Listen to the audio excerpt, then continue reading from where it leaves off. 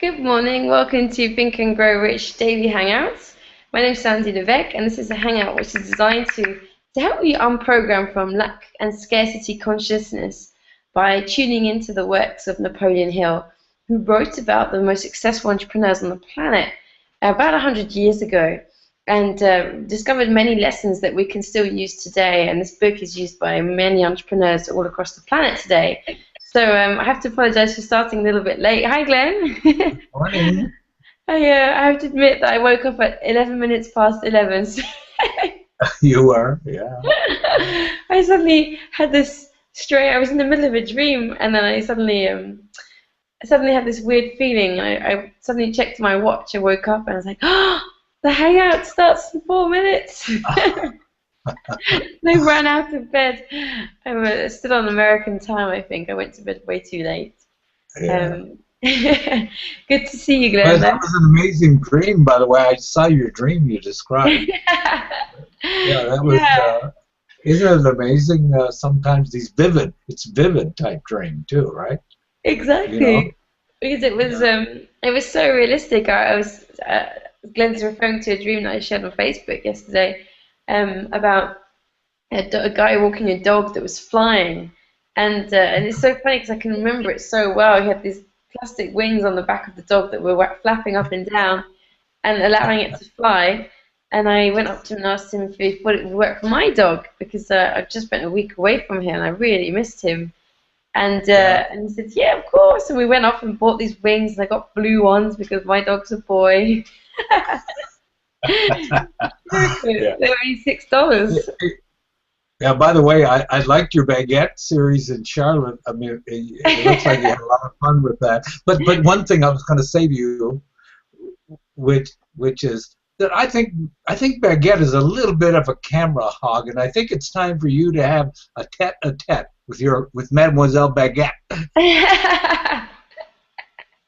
Yeah, I know, because she was either her or me. Oh, there's Geraldine. I've still got her though. She's by my computer. Morning, Geraldine. Yeah, Good morning. have you thought about have you? Good Yeah, morning, morning, Geraldine. Good morning, Glenn. Good Geraldine. morning. Have you thought about doing a series of children's books on Mademoiselle Baguette? Travels the world, you I know? could do. Mademoiselle Baguette's travels around the world. Yeah. Yeah, I'm gonna bring her to Well, Portugal. So. I remember when we were in Giverny, we looked for a book, Charlotte. I think it was Charlotte. Charlotte books. Have you ever seen those French No. books? Well, they're real cute. They're for children. We look for one for our Ah. granddaughter. We found one. Oh, well, maybe Pretty cool. it could give me an idea. How are you doing, Geraldine? Good, yeah, really good. Ah, cool. You've been traveling You as well. just went to Italy, Geraldine, huh? Yeah, I was in Italy for a week for a wedding. It was so Yeah, beautiful, very cool. really beautiful. Oh, Mm. everyone's been off and about. Yeah. It's Oh, July 4th here. oh, It, right. it, That's true. today's our Independence Day. Ah, You know, Ah, I became fully an British. American. Yeah, Oh, I yeah, actually I can't remember. became an American in 1964. What did? I, I, I, oh, I became an American in 1964 after I moved here from Canada. Oh, you were from Canada. Oh, I didn't Yeah, realize Nova that. Scotia. Yeah. Ah, oh wow. Whereabouts in Canada, Glenn? Nova Scotia, Nova New Scotia. Scotland. Yeah, what they call New Scotland, Nova Scotia. It's Ah, uh, oh wow. not quite the easternmost province, but it's one of the maritime provinces. Very beautiful, very beautiful. Yeah. Oh. Oh, I'm just looking through the book, well, the lecture notes, because I'm afraid I think I did actually write this down, but I woke up Yeah, so we late were I on haven't page looked. six, I think. Do you remember where we Yeah, were, Glenn? yeah, we were on page 6. We had just finished the paragraph. In other words, you're a constant challenge to yourself, right Oh, there. You know. thank you. That's perfect to know that. Um, page 6. So, I've gone page 6 in the third one. Yes. Let's see. Yeah, right. We're starting on it enables one to profit by the law of contrast. It enables one. Huh. Because we had things out of effort, struggle, and use of his faculty came growth. I believe we were there. I'm not seeing it because I'm seeing a positive mental attitude is the bottom paragraph of page 6. Oh, okay. On I'm just trying to see where you are. What definitely up above, right on the second paragraph, the end of the second paragraph, I thought is where we had stopped, but as a matter of fact, that sentence. Yeah, out of effort, struggle, and use of this faculty came growth. They were talking about Napoleon. Are you sure you're on? Oh yeah, I see. Yeah. Okay, your constant challenge to yourself. Okay, perfect. Okay, so who would like to read? Oh, I can go ahead and read if you want. Sure. Yeah, that's perfect. Thank you, Glenn. If you go from where you just said, that's great.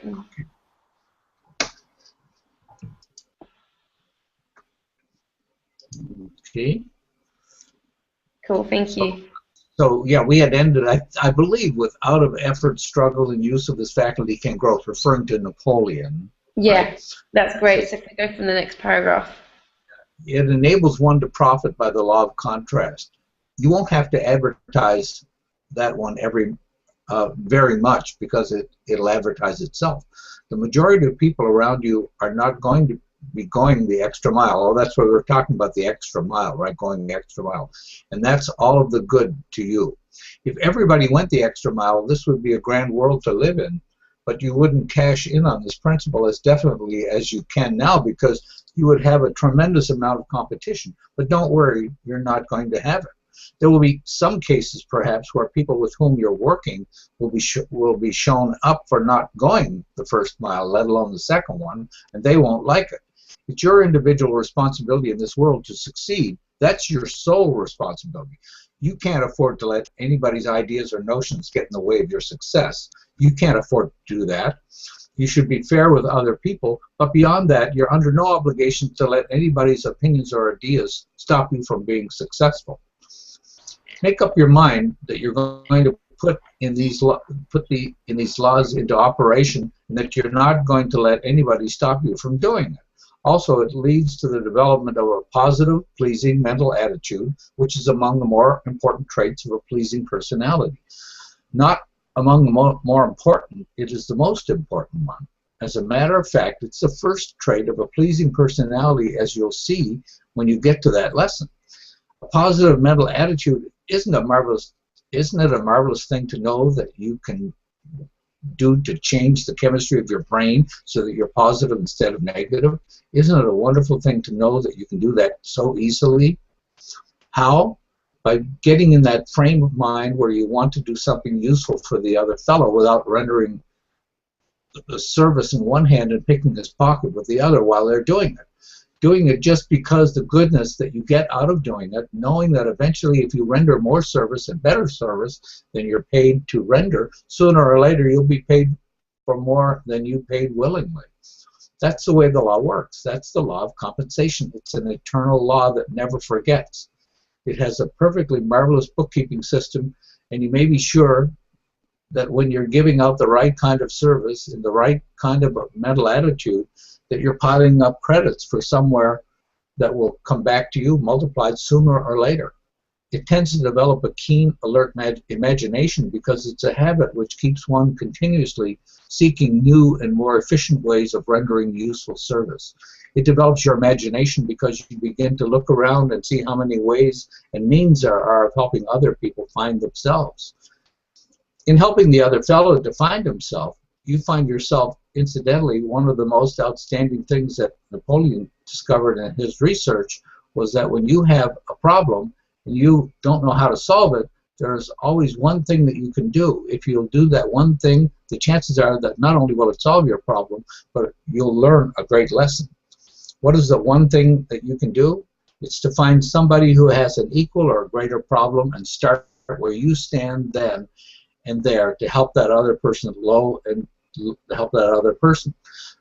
behold, it unlocks something in you, some cells in the brain that permit infinite intelligence to come into your brain and give you the answer to the solution of your problem. You know how Napoleon arrived at that decision? By trying out hundreds and hundreds of times himself, and also by seeing it tried out hundreds and hundreds of times by his students, whom he recommended them to do the same thing. What a simple thing that is. Napoleon didn't know why it works. There were a lot of things in life that he didn't know. There are a lot of things that you don't know, and some that you do know that you don't know much about. This is one of them that Napoleon didn't know anything about, but he did something about it. He followed the law because he knew that if he made his mind open to receive opportunity, the best way in the world to open it up is to start looking around to see how many other people you can help. It develops that important factor of personal initiative. Get into the habit of looking around for something useful to do and going out and doing it without somebody telling you to do it. That's a mighty important thing. That old man procrastination is a sour old bird, and he causes a lot of trouble in the world. People putting off things until the day after tomorrow, which should have been done the day before yesterday. We're all guilty of it, every one of us. Napoleon wasn't free of it, but as of 1954, he was more free of it than he was a few years back. Anytime you're going the extra mile, you're going to get joy out of what you're doing. Otherwise, you won't be going the extra mile. It's going to develop this quality of personal initiative and help you overcome procrastination. It also serves to build the confidence of others in one's integrity and general ability. It aids one in mastering the destructive habit of procrastination. It develops definiteness of purpose, without which one cannot hope for success. That alone will be enough to justify. It gives you an objective so that you don't go round and round in circles like a goldfish in a bowl, always coming back to where you started with nothing that you didn't start off with. Definiteness of purpose comes out of this business of going the extra mile. It enables you to make your work a joy instead of a burden. In other words, you get to where you love it. If you're not engaged in the labor of love in life, you're wasting a lot of your time. One of the greatest joys in the world is being permitted to engage in the thing that he would rather do than all the other things. Surely, when you're going the extra mile, you're doing just exactly that because you don't have to. You don't have to so do it. Nobody expects you to do it, and nobody asks you to do it. Certainly, no employer would ask his employees to go the extra mile. He might ask to help out once in a while, but as a regular thing, he wouldn't do that. It's something that you do on your own initiative. It gives dignity to the laborer. It gives dignity to the laborer. Even if you do nothing but dig a ditch and you do it because you're helping somebody, you have a certain dignity attached to that. It takes the fatigue and the unpleasantness out of the labor. What is the most important application you ever made in your life of this business of going the extra mile, out of which you got the greatest amount of joy? Audience member, being married. Napoleon, being married. Well, that's pretty hot. How about before getting married? Believe me, I've spent a lot of time burning midnight oil, and later than that, I didn't consider it hard work at all. Also, it was my own idea. I got a lot of joy out of doing it, and I made it pay off. It's a marvelous thing how long you can go when you're courting a girl of your choice or being courted by the man of your choice. It's marvelous how much sleep you can lose and still not be seriously hurt by it. Wouldn't it be a wonderful thing if you could put that same attitude into your relations with people professionally or in the business that you put into courtship? Wouldn't that be a wonderful thing, and wouldn't this be a wonderful world to live in? You're going to start back sparking again. Napoleon, the audience laughed. Starting at home with your own mates. Napoleon couldn't begin to tell you the number of married couples that he started in on a new sparking spree. It saved a lot of friction, a lot of argument, and it cuts down on expenses. Audience laughs. Napoleon didn't mean to be facetious about this. He was very serious when he said that there's one of the finest places in the world to start going the extra mile. When you start going the extra mile with somebody you had not been going with, Sit down and have a little sales talk with them. Just tell them that you've changed your attitude and you want a mutual agreement for both parties to change the attitude. And now, from here on out, all of us are going the extra mile. We're going to relate ourselves together on a different basis where we'll all get joy out of it and get more peace of mind and more happiness in living. Wouldn't it be a wonderful thing if you went home tonight and had that kind of a speech with your mate? It won't hurt. It might help. The mate might not be impressed by it, but you will be. Nothing to hinder you from enjoying it. The person in the business that you haven't been getting along with so well with, if you went in tomorrow morning with a smile and walked over to him or her, shook hands and said, listen, pal, from here on, let you and I enjoy working together. Audience, remember, it wouldn't work. It wouldn't work. Napoleon laughs. It wouldn't work, eh? Oh, yes, it would. You try it and see. There's another thing that we have called pride. If there's one thing that does more damage in the world, it's that little thing called pride. Don't be afraid to humiliate yourself if it's going to build better human relations with the people you have to associate with all the time. Going the extra mile is the only thing which gives one the right to ask for promotions or more pay. Have you ever thought about that? You don't have a leg to stand on going into the purchase of your services, asking for more money or for a promotion to a better job, unless for some time previously you've been going the extra mile, doing more than you're paid for. Obviously, if you're doing more than you're paid for, then you're being paid for all you're entitled to, aren't you?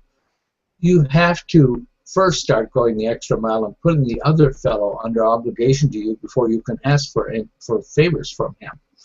If you have enough people whom you have put under obligations to you by going the extra mile, when you need some favor, you can always turn on one direction or another and get it. It's a nice thing to know that you have that kind of credits hanging around, isn't it?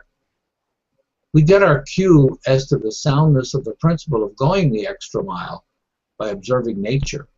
Nature goes the extra mile by producing enough of everything for her needs, together with an overplus for emergencies and waste. Blooms on the trees, fishes in the seas and the water. She doesn't just produce enough fish to perpetuate the species. She produces enough to feed the snakes, alligators, and everything else on those that die of natural causes and still need to perpetuate the species.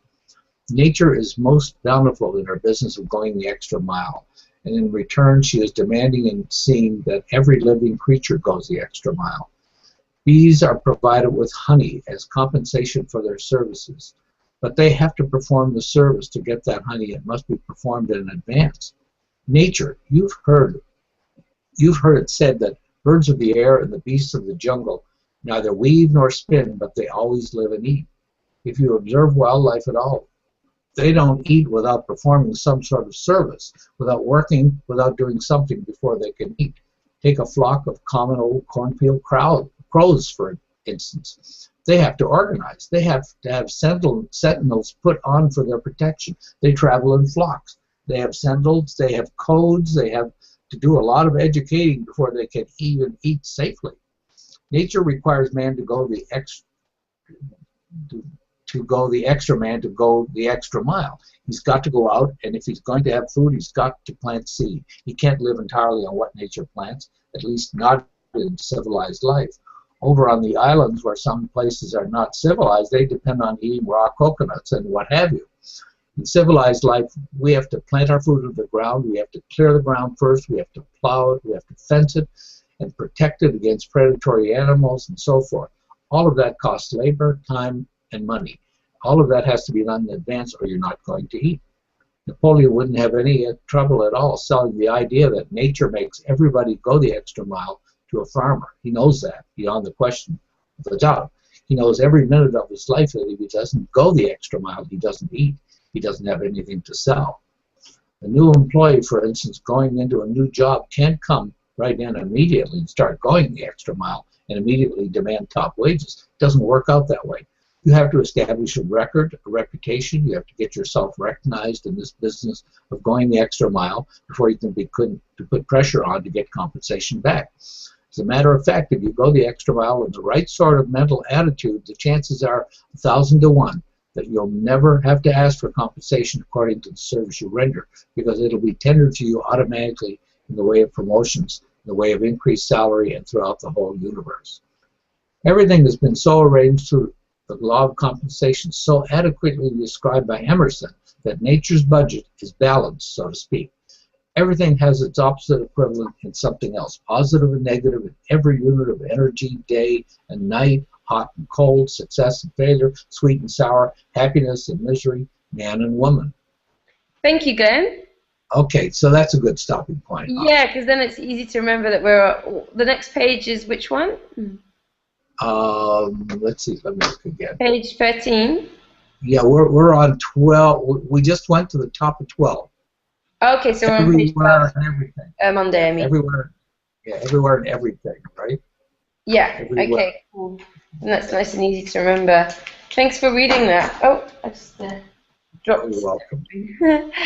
So basically... Hey, there's hi, Tracy.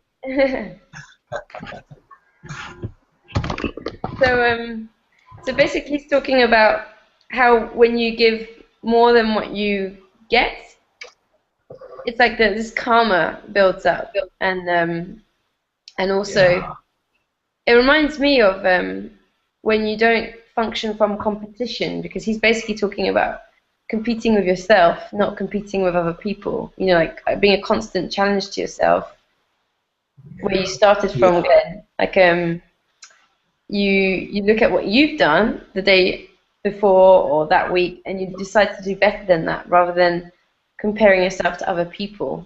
So I really like what he's saying here.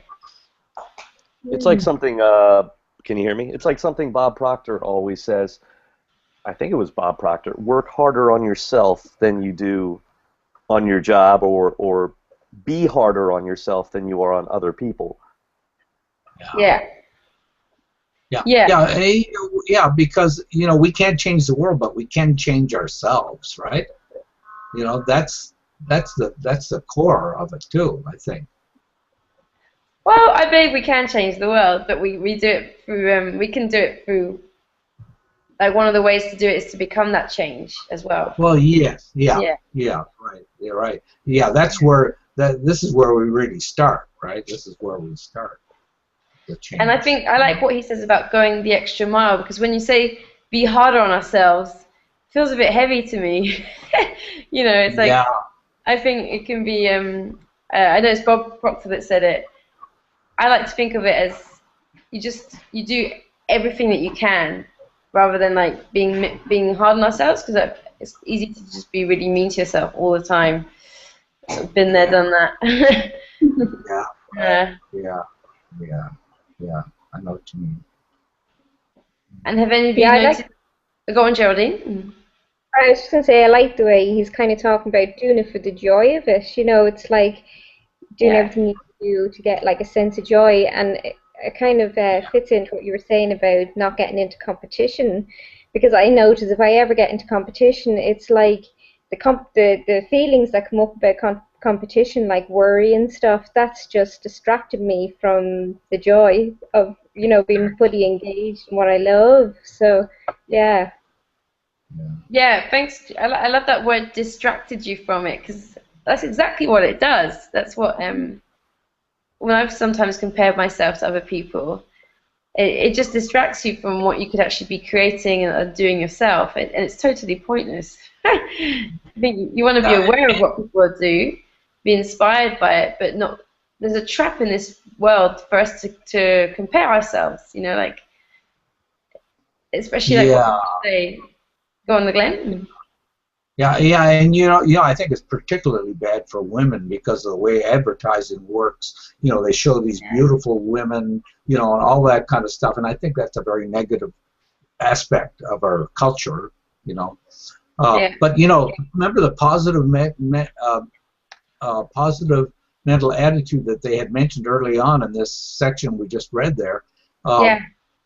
In fact, I heard something recently where they said they did some studies on people with high IQ versus positive mental attitude, and the people with positive mental attitude did better in life, period. In other words, that attitude is so important, so important. I actually remember saying that to my friends at a really young age, before I'd even done any personal development, because one of my brothers got me. I used to love athletics, you know, like sprints, especially the 100 meters and the relay. And there was this British guy, Linford Christie. They called him the lunchbox because he had quite a big.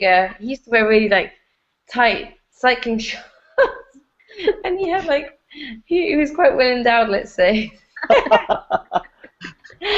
And he was Jamaican born but British, and his family is Jamaican. Anyway, long story short, he was one of the most successful athletes England's had in many years.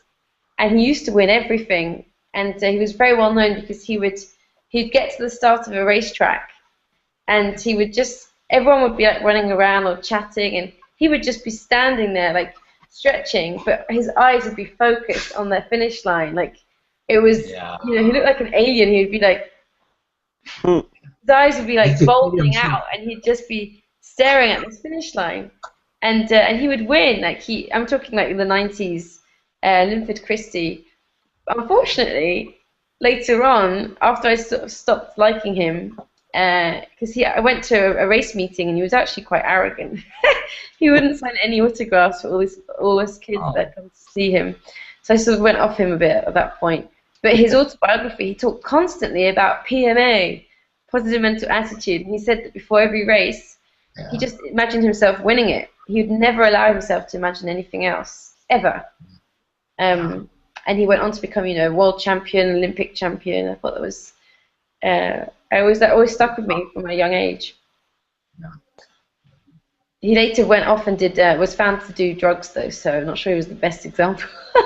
He used steroids, but like a lot of them were using them at that time. So, but I was really disappointed. I was like, oh no. What can you do? That level of athletics, you know. Yeah. Many positive of them mental attitude combined with steroids equals medals. Yeah, combined with really tight shorts. It just distracts all the other runners. Don't try this at home. That Hangout is really weird advice. Just walks around all the other runners and distracts them, and then gets to the line and they're all like going, "What the hell was that?" That's going the extra mile, Tracy. I heard he actually carried around an extra mile. Oh my God. Today's July 4th, Tracy. Oh yeah, I always forget. I haven't been to the U.S. on July 4th since 2004, so the only way I used to remember it is in Seoul. I live right next to the army base, and they would shoot off. They would have a fireworks show, and late in the evening. And you know, Seoul, you're always thinking about North Korea. So like I don't know, 5 or 6 o'clock in the evening on the 4th of July, and I'm at home doing who knows what, and all of a sudden, it's a little frightening because I always considered where I live to be ground zero for the next Korean War. Oh God. Well, in 10 days, you guys are gonna have the Bastille Day, right? In 10 days. Yeah. And now that I'd love to see someday. I'd like to be there for that. Come on out. Day. I'm here. Got an extra room. Yeah. We'll have to make that happen sometime. All I care about in July is the Tour de France. That's it. Tour de France. Watching all those drugged up guys climbing hills like mountain goats, man. There's nothing like it. I love it. Oh, I'm more of a World Cup girl. So I was just thinking, actually, back to the book. There's a really good book all about this. I haven't actually read it yet. I'm going to, though. It's called The Go-Giver by Bob Berg. And I have a funny story about it because two of my friends and Tracy's friends, Chris and Susan Beasley, British couple, they actually we read this book recently, and they talked about it on their Facebook wall. And the author, being a real example of practicing what you preach, he started commenting on the posts they made about his book and responding to people's questions about it directly on their Facebook wall. And so they said to him, would you be up for doing a Google Hangout, an interview? And he said, yeah, of course.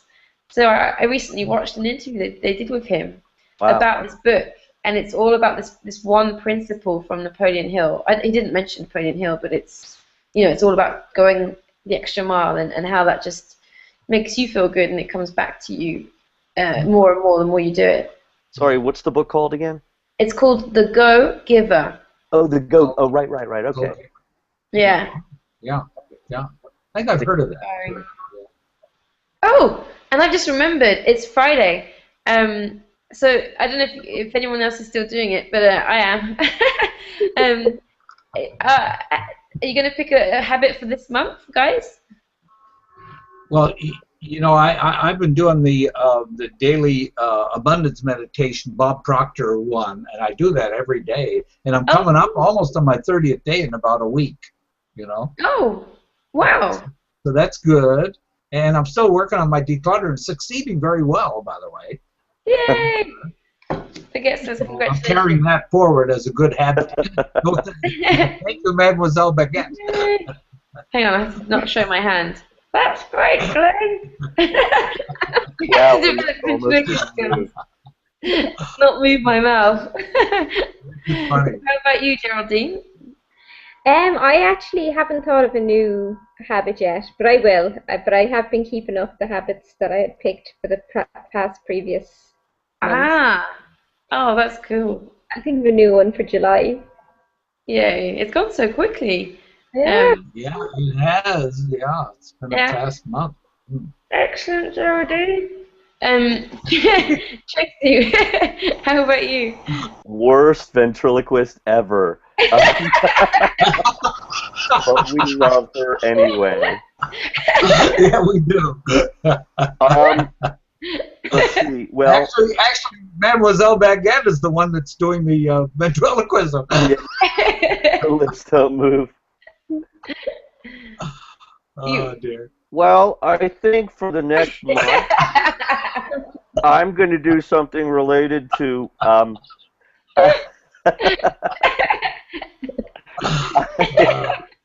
Well, coming out of the event in Charlotte, there's a lot of action that needs to be taken, and so for this month, I intend to focus at least an hour a day on planning, and these don't include the days that I actually do something like a live event or some kind of hangout or meeting, but at least an hour a day of planning something live, and hopefully I can do at least 3 or 4 live events this month, at least.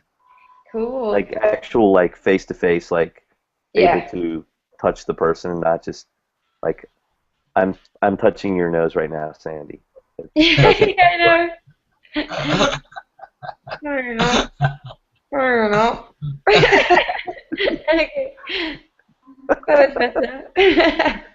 Hey, this is the secret to that runner's success, by the way. It's right here. Oh God. It was all a lie. Geraldine, I don't know if you and Glenn, I didn't realize that Americans would find the baguette so phallic shaped. I just thought it'd be a funny French symbol, but it got a bit. That's why I decided to draw a face on her and call her Mademoiselle, to try and like bring it back to the fact she's bred. So it's quite amusing. Oh, it was fun. It was a fun thing. Yeah. Oh, my habit is going to be. I haven't decided yet, actually, because I miserably failed with my first habit of getting up early. So I'm contemplating whether to just keep going with that, or the other one I want to do is reading my self-confidence formula. Oh, I forgot to share what I learned in Dan. Oh, I'll do it on Monday because there's no time now. I completely forgot, having woken up just 1 minute before. But there was an amazing speaker in the event we were at in Charlotte. Tracy and I went to. The guy who started the telecalls that inspired this hangout, his speech just inspired me so much. So one of the things that he did in changing his life was he would read this self-confidence formula, which is in the book, and his written statement every night before going to bed. He'd read it out loud under the stars. So that's my new habit for this month. Oh, I think it'll be wonderful. good to do because I've already done it like 3 times in the past 3 days. So, cool. But so tomorrow's Monday. Sorry, Saturday. Yeah. What is that? Yeah. Be back on Monday Yeah, Monday. on time. Sorry, everyone who watched. Started a bit late today, so still on American time, unfortunately. I should have listened to you, Tracy, when you said go to bed. Yeah. I was up too late last night, catching up on things. But have a great weekend, everyone. You Yes, too, guys. everybody have a good Well, weekend. Yeah, Good to let's be go with out you guys. and think and grow rich. I will. Okay. I will continue thinking. Goodbye. Bye-bye. Bye-bye. Bye-bye, Mademoiselle. Bye. She's loopy.